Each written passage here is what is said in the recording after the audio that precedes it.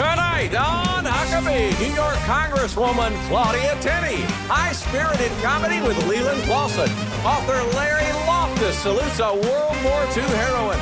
Throwback to classic country with Tony Jackson.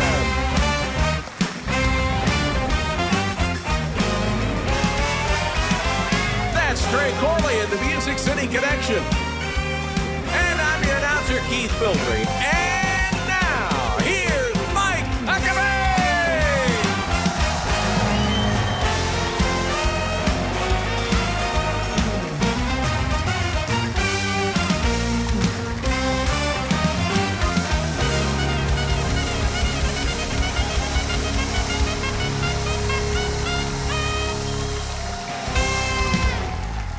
Thank you very much. We have a fantastic studio audience here, and we're going to have a fun show. I am so glad you have joined us, and I'm glad this great audience is here. We have had such a good time with them. I think that we're going to lock the doors and keep them, and they will be with us next week as well. We will send food in, and they will have pizza. We're not even going to open the door. We will simply slide it under the crack in the door, and that's how we keep them for the next week. Well,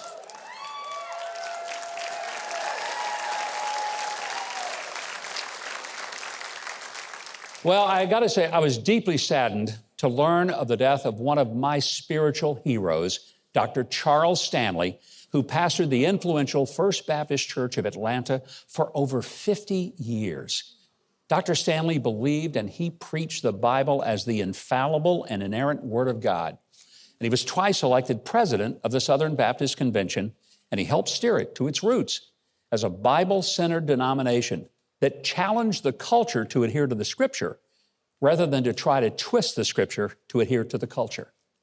One of my very favorite personal memories was a private dinner that I enjoyed with Dr. Stanley in New York several years ago. He was a gracious and humble gentleman who cared deeply about people.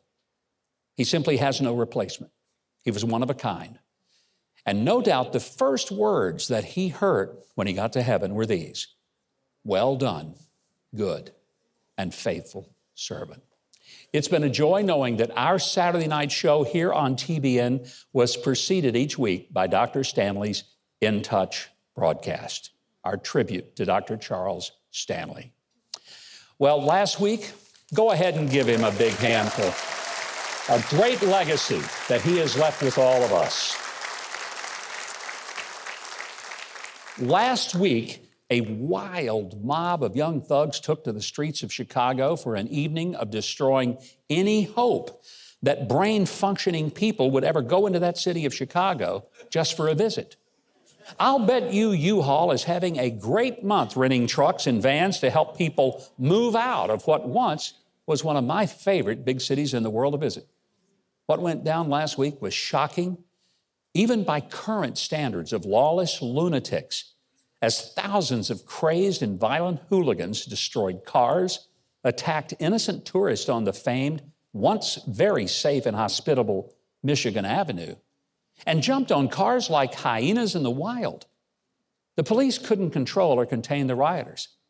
They were breaking windows, looting stores. And listen to the agony in this woman's voice who's just trying to buy food for her children at a store that has been completely destroyed. Look at this. Came in the store to try to buy something because I'm not a thief. Look at this. In my hood, can't even get no food for my kids. Babies need milk. Can't even get nothing for my kids, bro. I feel like an animal, and black people made me feel like an animal. I am so devastated right now, G. This is not okay. My heart breaks for that young mother who just wanted to go to the store to buy food for her family. And she walks in and sees that. Those are the people that are getting hurt by this. And the consequences of these kids' actions are tragic. And this happened just a few days after Walmart announced that it was going to close 4 of its stores in the city of Chicago because the crime was so bad that they couldn't protect their employees and said they were losing millions of dollars. Folks, it's pretty bad when the world's largest retailer loses millions of dollars in a store because people walk right in and rob the place blind and empty their shelves in broad daylight because they know Their crimes aren't going to be stopped and they're not going to be punished. Just when you didn't think any mayor in America could be worse than Chicago's Lori Lightfoot, along comes Brandon Johnson, the new mayor-elect of Chicago, who says, "Hold my beer and watch this." By the way, it's probably a Bud Light beer with a photo of a pretend little girl, Dylan Mulvaney, on the can. Probably. And what was the response of the incoming mayor to the mayhem on Michigan Avenue? He said, and I quote, "It is not constructive to demonize youth who have otherwise been starved of opportunities in their own communities. Our city must create spaces for youth to gather safely and responsibly under adult grievance, guidance, and supervision to ensure that every part of our city remains welcome for both residents and visitors," end quote. How do people end up thinking such reckless and selfish actions are okay? Now, maybe it started when these guys were 3 years old, when no one told them no or ever swatted their backsides. Look, I realize it's not fashionable to say it, but many of these wild and violent young adults needed to have had their britches set on fire with a switch belt or paddle when they were 5.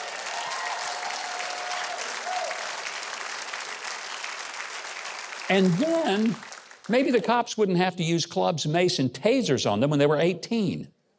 Okay, I realize the lack of real dads in their lives and absentee moms who are having to work multiple jobs or maybe who are drug or alcohol addicted created an environment where basic human relationship skills weren't hardwired into them.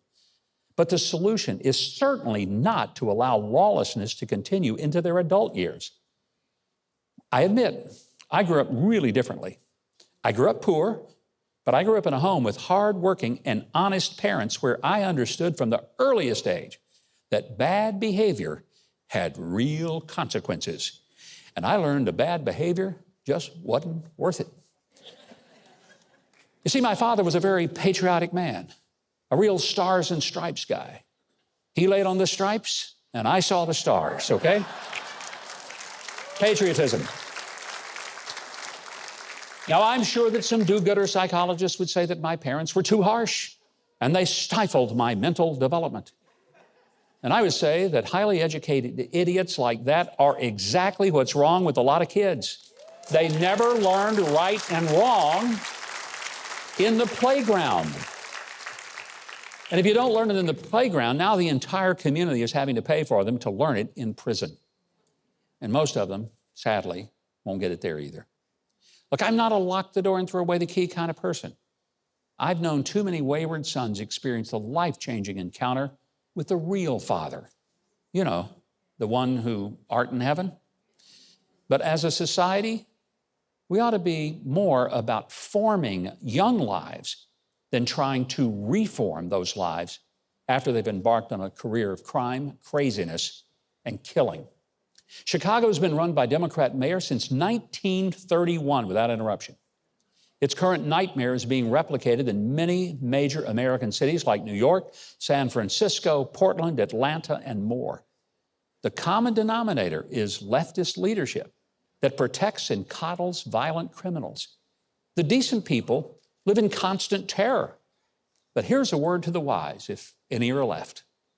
Keep voting in complete idiots devoid of common sense and a sense of duty to the law, and you will never have a moment's peace where you live, if you can even stay alive in such a living hell.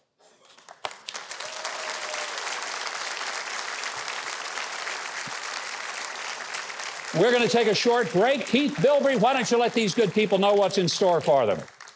Well, coming up next, Congresswoman Claudia Tenney and Reverend Jim Harden discuss the battle to protect pro-life pregnancy centers. Don't go away. You're watching Huckabee.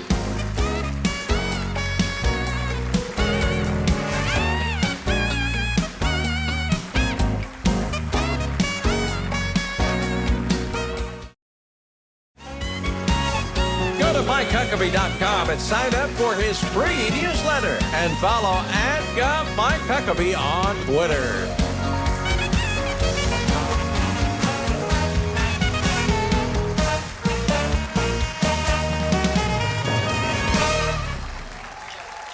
And welcome back, everybody. I don't know if you know this, but there is a growing trend in this country, and it's led by the radical left, and it endangers the godly work of pro-life pregnancy centers from violent attacks by radical abortion activists. These domestic terrorists, well, frankly, want to destroy these centers, and their criminal acts are being ignored by local authorities and the feds alike. But there's hope. Congresswoman Claudia Tenney from New York's 24th District has introduced the Pregnancy Resource Center Defense Act. Joining her is Reverend Jim Harden, the CEO of Compass Care, and together they're working to ensure that these centers all over the country can continue to provide compassionate care as well as support to all kinds of women and families in need without having to face threats and violence. Please welcome two heroes, Congresswoman Tenney and Reverend Harden. Thank you, guys. It is great to have you back, Congresswoman. We've loved having you on the show before. This really got to you, I think, in an emotional way, and you've taken this on as a cause. So what was it that just lit your fire and said something is not right here? We have had so many of these disastrous and tragic situations, and the work that Jim Harden and his group and team do at Compass Care is just life-saving. Yeah. They're kind, they're compassionate, they're saving lives, they're giving women who choose life an opportunity to have their baby, to support, their health, their nutrition. They support them after the baby is born. And yet we have this radical pro-abortion type of mantra in New York. We even have the governor who wants to have abortion tourism. We have the attorney general. Abortion tourism. I want you to describe and tell our audience, what does that mean, abortion tourism? It sounds gruesome. So a lot of people were concerned, and I know there's all this discussion about how our abortion rights are under attack. And, the Dobbs decision merely said it's up to the states. Yeah. So unfortunately, in New York State, if you're pro-life like I am, New York allows abortion up to the moment of birth. It's really unlimited, Yeah. The rights to have an abortion. And I've debated this bill on the floor for a few years when I was a member of the New York State Assembly, and it finally passed. We never thought it would pass because we had a Republican Senate. Now we have a veto-proof majority in the legislature, and our governor thinks that if women can't get abortions in other states, then she's going to bring them in to have their late-term abortion or whatever they want. And Jim's group, Compass Care, has bravely stood in the breach and provided these options. And our Attorney General, Letitia James, how ghoulish is this? Tried to stop Google from allowing Compass Care to be on a Google search so women could find pregnancy services if they decided to choose life. Jim, I got to just jump in. This is a government agency telling a private business search engine not to let people find information that they are intentionally looking for. Yes. We're talking about government collusion with private entities to deprive pro-life citizens of their constitutional rights, freedom of speech, First Amendment, freedom of religion, and equal protection under the law, 14th Amendment. I mean, what's happening right now is a collusion that has been, just revealed. But it goes all the way to the DOJ, the Biden administration, the FBI. They're refusing to investigate. There's been over 300 attacks on pro-life organizations since the illegal... One of them was yours. What all did they do to your center, Compass Care? Well, 30 days after the original firebombing in Madison, Wisconsin, pro-abortion Antifa, Jane's Revenge, issued an ultimatum. 30 days, pregnancy centers, you got 30 days to shut down or you're gonna get it again. Well, on day 30, we got firebombed. Firebombed. Multiple Molotov cocktails, multiple perpetrators, $500,000 of damage. 2 firefighters were injured in putting out the blaze. And they wrote another communique saying, we did it. We saw what we can do in Buffalo. We're going to be all over the country. Next time, though, if you don't shut down, it's not going to be so easily cleaned up as fire and graffiti, which is a murder threat. These people want to kill us. They're calling us Christian fascists. There was once a time when Democrats were as pro-life as Republicans. In fact, sometimes they were more. John F. Kennedy was a strong pro-life president and member of the Senate before, as was Robert F. Kennedy. These were... Nobody doubts whether they were Democrats, but they were pro-life. And Catholic. And Catholic, and faithful Catholics in their sense that they were staying true to the teachings of their church. What has happened? And now I don't think I can name a real pro-life member of the legislature in D.C. So what can we do to bring at least the awareness that this is not, and it should not be, a partisan issue? No. It ought to be a human rights issue. I think more education, understanding of what's really going on, and the laws. I think a lot of people, I find, when I was advocating after the Dobbs decision was made, where it was left up to the states. Remember, this was not a bill that said that abortions were banned. It was left to the states. It was decided by the Constitution. And a lot of people didn't realize that we had late-term abortion in New York and some of these states where this extremist position is dominating by really far-left Democrats. I think they're more Marxist in a way. And so that's why I came up with the Pregnancy Resource Center Defense Act, to give them resources to find these people guilty of crimes, from misdemeanors to felonies, increase the penalties for people who are going to attack these pro-life centers. Look, we had the same type of bill come into the House of Representatives, and all but one Democrat voted against saving lives. Only one Democrat from Texas voted against late-term abortion. So I don't know how it's got to be lack of education, because I'll tell you, people just don't understand what's really happening. And the violence against these centers is really appalling. I know we have a lot of violence in our society. Sure. But against innocent life, to not understand that, we have a right to protect. And I will say something, one thing about a lot of the Democrats, they hide behind this, well, we're pro-choice. Well, when you are trying to stop women from getting to a pregnancy center where they choose life, that's a choice. Right. You're not pro-choice anymore. You're pro-abortion. Exactly. You're pro-death.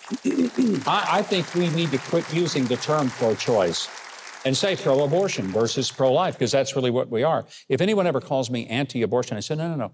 It's not that I'm against abortion. I believe every life has worth and value. There's no such thing as a disposable, expendable human being. Every human being has purpose. And it's because we're all made in the image of God.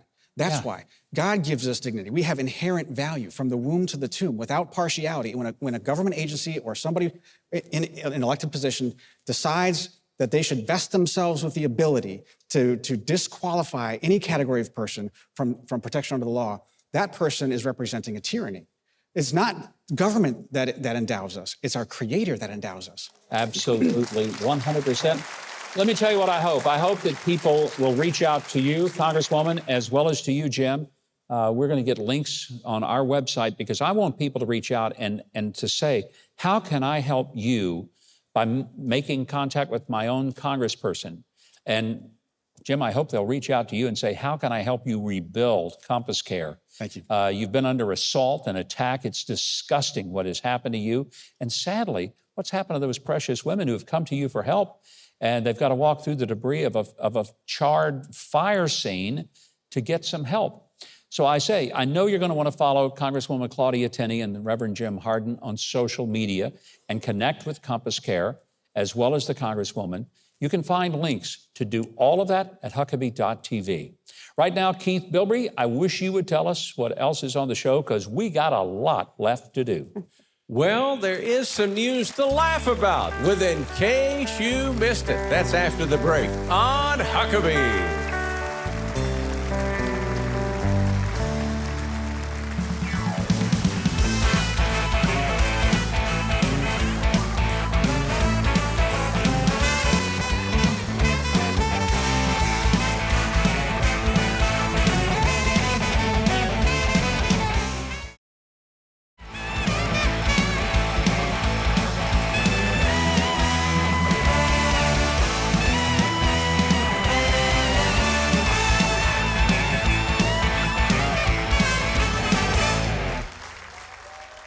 I tell you, that band is making this place come alive with the music of Boston. But give a big hand for a band that can do any kind of music that we throw at them. I mean any kind, and they do it better than anybody. Trey Corley and the Music City Connection. They are rocking the house tonight.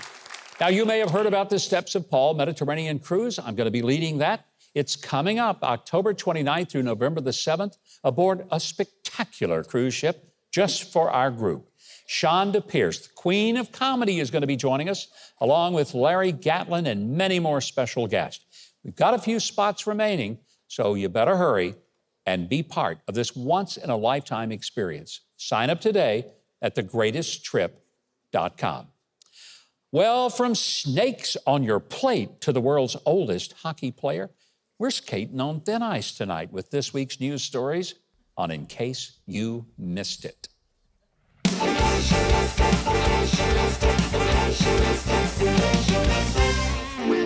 All right, we begin tonight with an unlikely hockey story.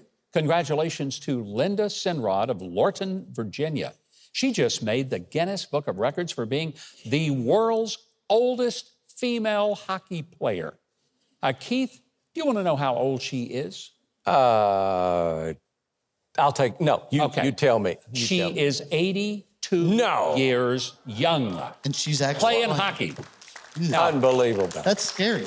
It is scary. She started out as a figure skater, and then she got interested in hockey at the ripe old age of 35, when most people have retired. She played for 10 years till she was 45. Then she tried to retire, but instead, at 67, she decided to play for the Prince William Wildcats at 67. Yeah.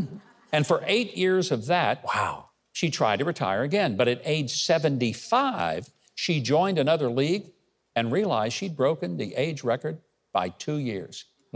Keith, I'm thinking I might need a nap, just poring over that. Just thinking about it. I mean, wow. Well, I gave up hockey some time ago. Did you? Yeah. Like when you were 5? Yeah. Well, I started as a figure skater, but I would pay to see that. I know where you came from, pal, and there was no figure skating in Cookville, Tennessee.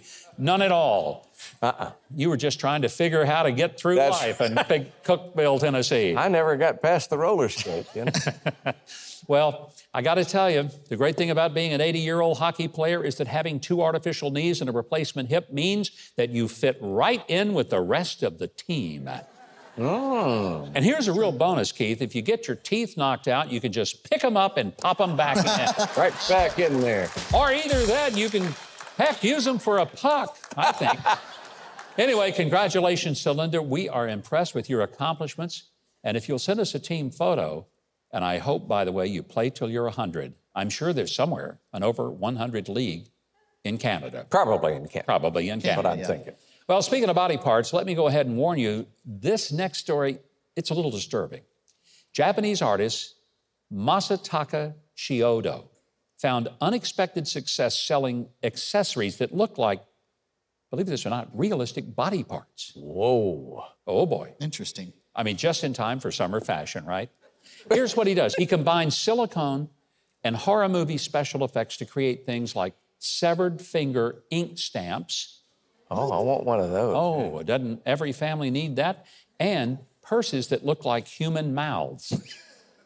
This is crazy. You're making this up. I'm not making this up. This is real. I want to see. Anyway, I believe the young kids call this nightmare fuel. That's what I did. Anyway, Shishido said that people thought it was gross at first, but now they tell him it's kind of cute and interesting. Cute and interesting. I still think it's gross. I think they're lying to him. I really do, because it's still gross. I think I'd rather look at my couch cushions for loose change. I mean, look at this thing. That's a purse. That right there that you see on the screen. That's it? That is not a person's mouth. That is a purse that looks like a person's mouth. And on top of being repulsive, it's expensive. That blinking eyeball, that's a necklace. It cost an eye-popping $4,500. See what I did there, Keith? I heard that. That was clever. There you go. Anyway, I bet he charges an arm and a leg for an arm and a leg. What do you think? Woo! Woo! Well, you know, James O'Keefe ought to get one of those eyeball necklaces with a hidden camera on it. I think that would be good for him. All right, finally, let's move beyond all this grossness with a cute animal story. I'm ready for it. Yeah. Well, you know the restaurants where people are allowed to bring their dogs onto the patio? Kind of neat. Well, a reptile fan in Malaysia wants to show how lovable reptiles can be as pets. So get ready for this, Keith. This is good. That's a hard sell right there. Well, he has opened a reptile-friendly restaurant, believe this or not.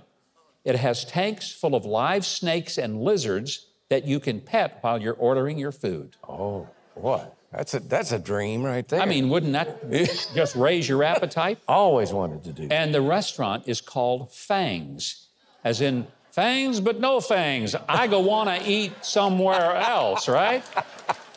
Although every order of corn does come with a free corn snake. Oh. I mean, seriously, it sounds like bummer. something that a child would think of while babbling in the back seat of a car. Mommy, can we have a picnic at the pet store? Yeah, this reminds me of an old Yakov Smirnoff joke. At Fang's restaurant, dinner, eat you. Wow. Here is a tip. If a snake suggests that you eat an apple, don't listen. No. Good. No, thanks. Hey, I've got a suggestion. That's biblical, eh? I think you should open a Fang's restaurant in New York City. I mean, it'd be the only restaurant in town that didn't have a rat problem, right? Wow, I hadn't even thought of that. All right, before all of you start hissing at me, we're going to slither away from this bit. But remember, until next time, we read the news.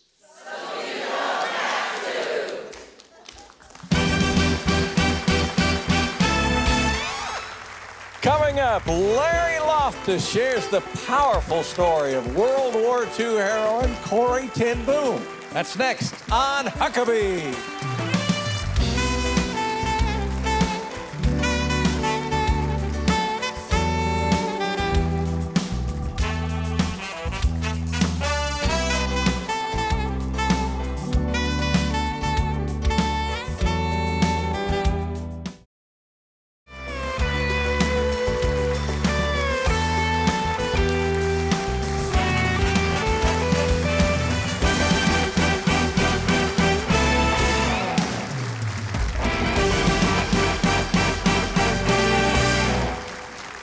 And welcome back.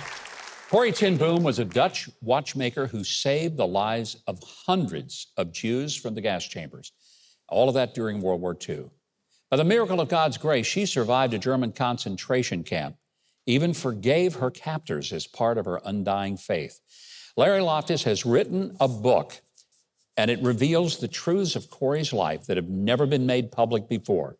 It's called The Watchmaker's Daughter, the true story of World War II heroine Corrie ten Boom. Please welcome Larry Loftis. Larry, great to have you here. Thank you. Thank you.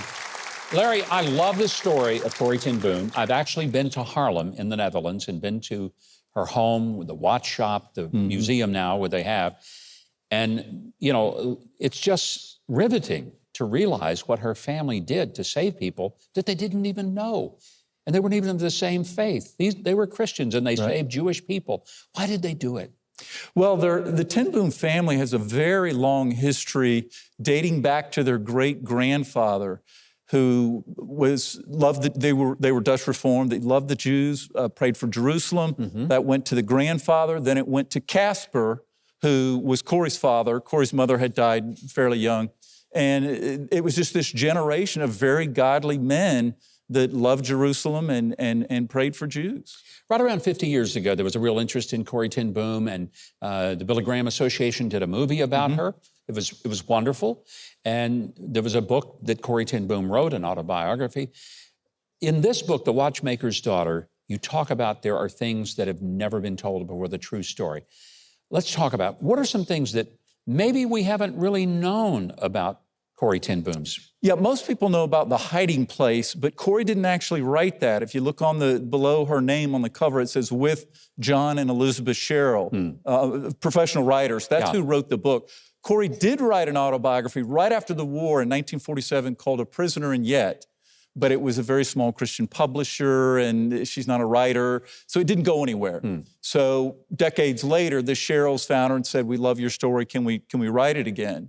And I didn't even know that. It wasn't until her archives are at the Billy Graham Center at Wheaton College, and they've got everything that she had, everything, all of her letters and prison letters, photographs from the time when this was going on, all of her passports, scrapbooks, and newsletters. And in a couple of her magazines, she says that she's waiting for the Sherrills to finish. So the Sherrills didn't have all of the information because they're going on Corrie's memory from 30 years before. Yeah. And so I had to do the research to find out what really happened. And Corrie didn't keep a diary, so again, we're going on memory.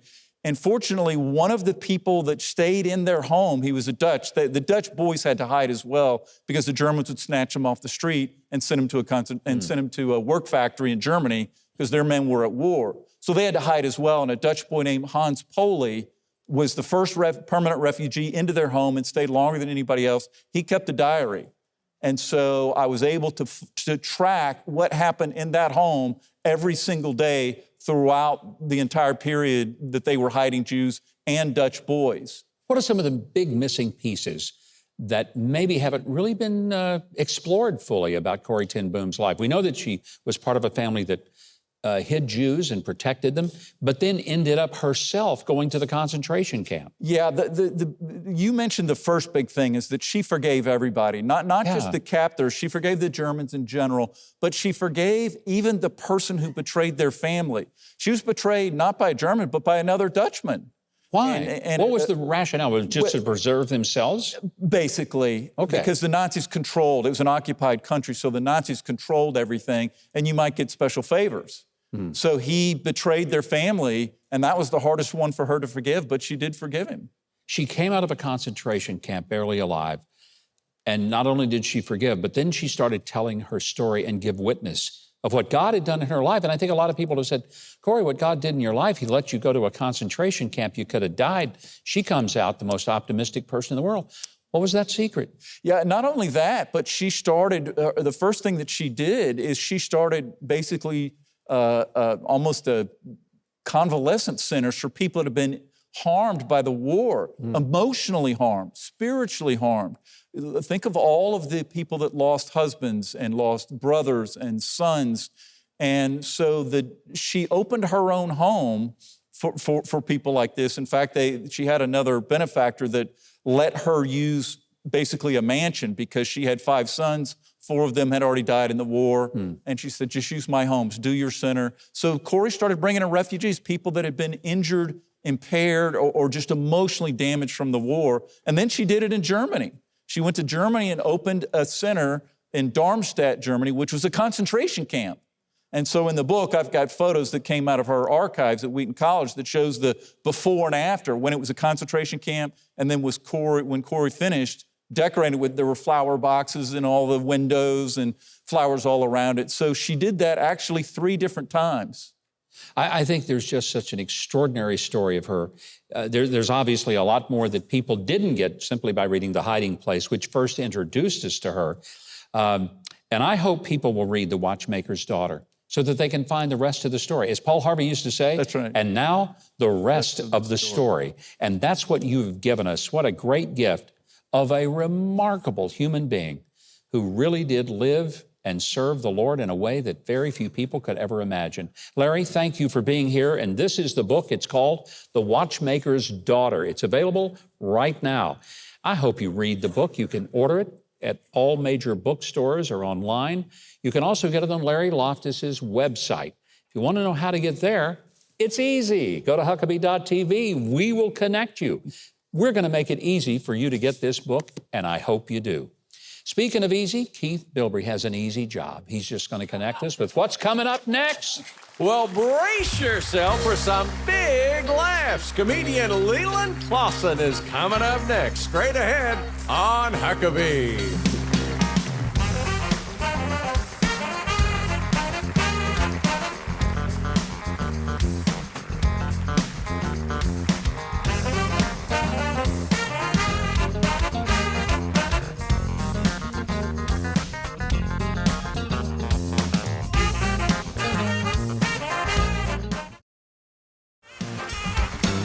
Huckabee.tv and get your very own made in the USA Huckabee mugs, t-shirts, and more.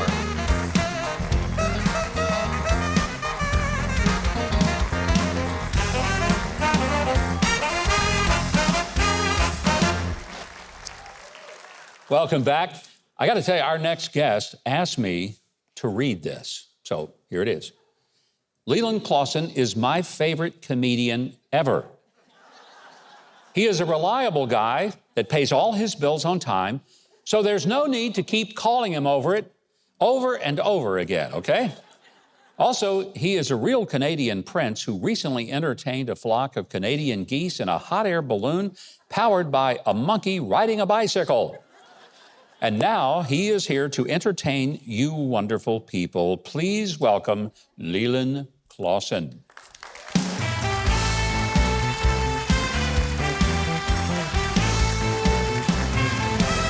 Oh, Thank you. Thank you for that 100% accurate introduction.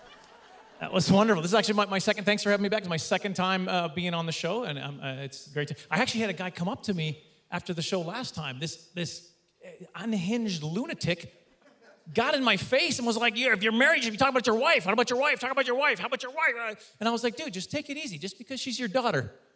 Just... It was my father-in-law. That's the joke. It was my father-in-law. That's the one I started with. I'm trying, though. You guys, I'm trying with my wife. I go to great lengths to... I went to spin class with her. And I don't know if you know what spin class is. It's the stationary bike. I went to the spin class with her. First of all, it was the seedy part of town. Like, it's the kind of place you wouldn't want to take a regular bike. Like, you wouldn't want to take an unstationary bike to. And then we get this old building, and it's downstairs. It's like, well, are we going in the cellar? What is going on? It was foreshadowing. That's what it was. It was horrible. We got in there, and they're serious about it. They made me put these special shoes on. They had special shoes that you click onto the bike so you can't go anywhere. Like, it's not casual. If you want to leave, they're like, yeah, sorry, you should have put Depends on. You're staying right where you are till this session is over. So we get into the place where we're about to start. I'm there with my wife. And you guys, I was there for my wife. That's the reason I was there, okay? So you know my heart, okay? We get in there, it's me, my wife, and 30 women in yoga pants. And I'm like, oh, no, I'm not about that. I'll just, you know what? I'm just gonna go sit in the back. Well, you don't sit in the back of a spin class.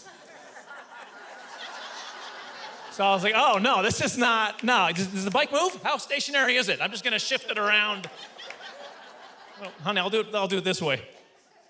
And then this safety inspector person came. I don't know what that's the term I gave her, safety inspector. But safety? It's a stationary bike. What do I got to look out for, stationary buses? What are we doing? But she got me clicked in. She was the one that got me into okay, here we go. And then the main lady comes out, the main instructor, and she's got one of these microphones. She's got the rock star microphone. She's got like the Michael Jackson microphone, right? Like she's got, you guys, you don't understand who I'm talking about. Okay, that's okay. She had a pastor's microphone, It depends on the denomination. It really depends on if that's how your pastor, I don't know. And then it starts, okay? The lights went off. It was pitch dark, and then the dance club lights came on, and that's when I discovered I was sitting right by a massive speaker, because it started putting the club tunes in. And everybody starts going, and I'm freaking out. I can't hear anything. And that's when I also discovered the instructor is Charlie Brown's teacher. You couldn't hear anything. They knew what she was saying. I didn't. Every time she's like, blah, blah, blah, blah. And they're all like, oh, does that mean up? Are we going up? Is that what we do, honey? And then blah, blah, blah, back down again. We're down. That means down. I know that now. I'm looking at my wife. She starts doing this to me. She starts like, blah, blah, blah, blah. We're turning the thing. Now we turn it. Why? Is it broken? Why is everybody's bike broken? Finally, my wife just looks over at me and she's like, why do you have to ruin everything that we do? I think she said that. I couldn't hear her. I'm assuming that's what she was saying. And then my foot came off the thing. I'm supposed to be clicked in, and it came off. So now I'm one-legging it, trying to keep up with everybody. It was a nightmare. So then it ends. It finally ends. I'm still shaking. The music stops. They're still ringing in my ears, and these ladies are walking out with towels around their necks. They're just like, oh, I had such a relaxing time. Meanwhile, I've got PTSD. My wife's looking at her bike. She's like, oh, I burnt 250 calories. How much did you burn? And I was like, I don't know. She looks at my bike. She's like, 1,200? What did you set the tension at? And I was like, what's that? That's the middle thing. Apparently I set it too hard. And I was trying to keep up with one leg half the time. I was like, how steep is this hill? My legs were just rubber at the end of it. I was just walking, let's get out of here. Let's go. And then I had to go up steps to leave. It's like, I don't think so. I'm just gonna lay down at the bottom of the steps and warn people as they come down to listen to the safety inspector. You guys have been a great crowd. My name is Leland Klassen. Thank you so much. That's fun. Leland, that was fantastic. Thank you. I'll tell you, you've made me decide I'm never going to a spinning class. Yeah. Not that I was going to one anyway, but not anymore. Trust me, yeah, it's not. My guess is you're going to want to see Leland perform near you, or maybe book him for your event. That would be absolutely great. You'll have as much fun with him as we did, and we've had a blast. To do that, if you go to Huckabee.tv, we will connect you to Leland Klassen, and he will come to your town. Well, he probably will. I'll take a bike there. I'll bike. He'll bike there. That's even better. Right now, we're going to bike over to Keith Bilbrey, because a show this big has got to go out with a bang. So, Keith, tell us what we got. Mission accomplished. You're in luck. Country crooner Tony Jackson is back with us to sing his new song, $5 Bible, and he's coming up next on Huckabee.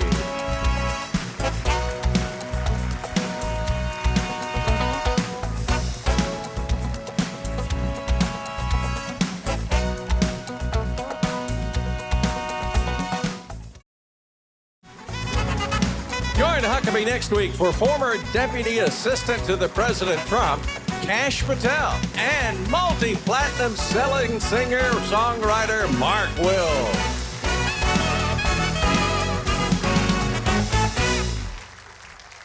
Welcome back, everybody. We love our next guest so much that this is our third time having him. He's got a great new song that he's about to release called $5 Bible, and he's going to premiere it for us here tonight. I want you to welcome my favorite U.S. Marine turned country music star. Please give a big welcome to Tony Jackson.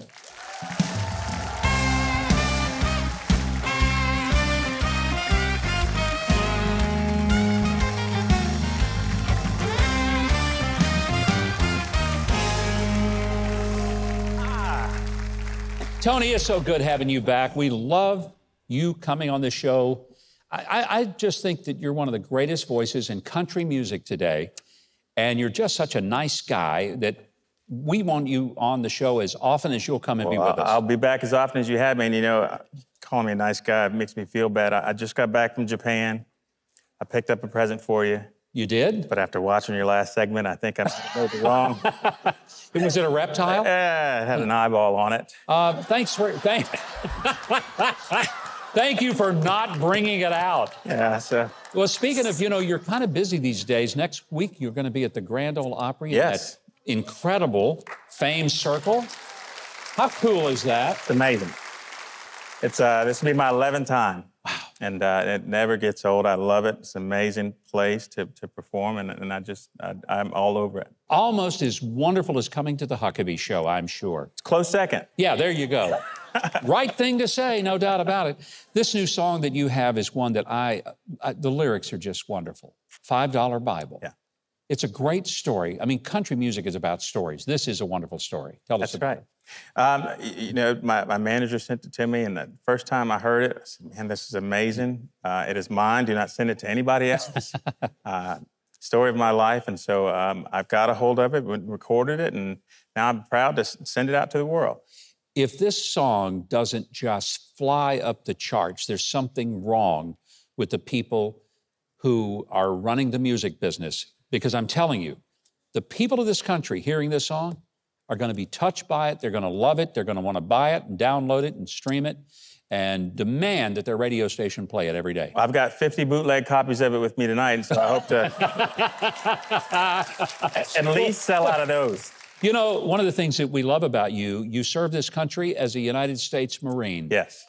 And we're proud for the freedom that you helped provide for the rest of us, and you did. When you have the opportunity, do you hope to take the new album that you've got and maybe perform it for vets around the country and around the world? Absolutely, and even active duty people. You know, I've done USO shows before overseas, and so I look forward to getting back out there and revisiting my old stomping grounds without doing all the running. When you were here before, I think the very first time, we talked a little bit about your background. And one of the things that I was fascinated, you grew up just listening to country music and loving country music. You know, and a lot of people, all they want to hear is rock and roll. You know, I'm all into rock and roll too. Yeah. But, I mean, you just absorbed country music from the time you were a tot. I grew up listening to Armed Forces radio. My dad was in the Navy. Yeah. And it just so happens there's no genre, right? There's a Navy guy in a room, and whatever somebody calls and asks for, that's what they play. And it just so happens that most of the songs that come across are country music songs. And so, you know, I'd lived overseas as a kid. Yeah. And most of these songs had, you know, real things about family and relationships and things that you miss when you're away from your family. Yeah. So it just kind of imprinted itself on me. Do you have a favorite of all the country songs that you grew up listening to? Is there one that just, I mean, even to this day, when you hear it, it still takes you back to those childhood days? Whew, that's a good one. I have to say George Jones. Yeah. The Race is On. Wow. There's only one George Jones that's ever lived. I mean, you know, he's been gone for 10 years, but I'm going to tell you something. If there ever was a country artist whose voice transformed the country music business, it was that of George Jones. Agree. And I'm with you. And he was a Marine. Now, you know what? I was not remembering that. Yeah. No wonder he was such a great singer. That's right. Well, you're going to do this song, $5 Bible, for us, and I'm telling you, we are excited to hear it. While Tony and I get set up to play, Keith Bilbrey is going to tell you where you can hear more about Tony Jackson, because I am absolutely convinced you really do want to. Keith? Well, head to Huckabee.tv and you'll find links to Tony's music, tour dates, social media, and much more. We are so excited tonight having our audience the co-writer of Tony Jackson's new single, Karen Staley. Let us know where you are, Karen. There she is, that big old cowboy hat. You're going to love this song. Thank you for this, Karen. We need this. Now performing $5 Bible with Trey Corley and the Music City Connection and Mike on bass, here's Tony Jackson.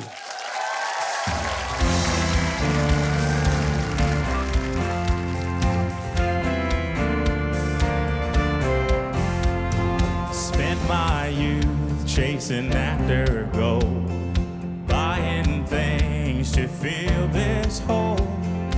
Bigger houses, faster cars to drive. Still the empty wasn't satisfied. No telling how much money I laid down just to find that all I needed could be found in a $5 Bible someone gave to me.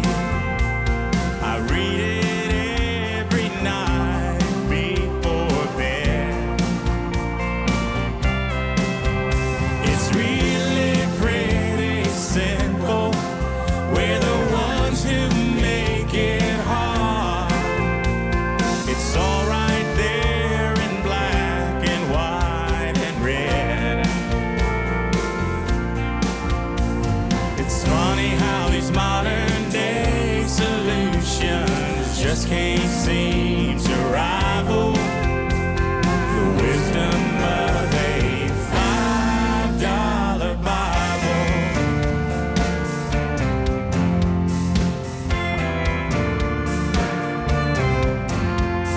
Self-help groups, philosophies, thousands spent on therapy, depression, drugs, and quick fix pills.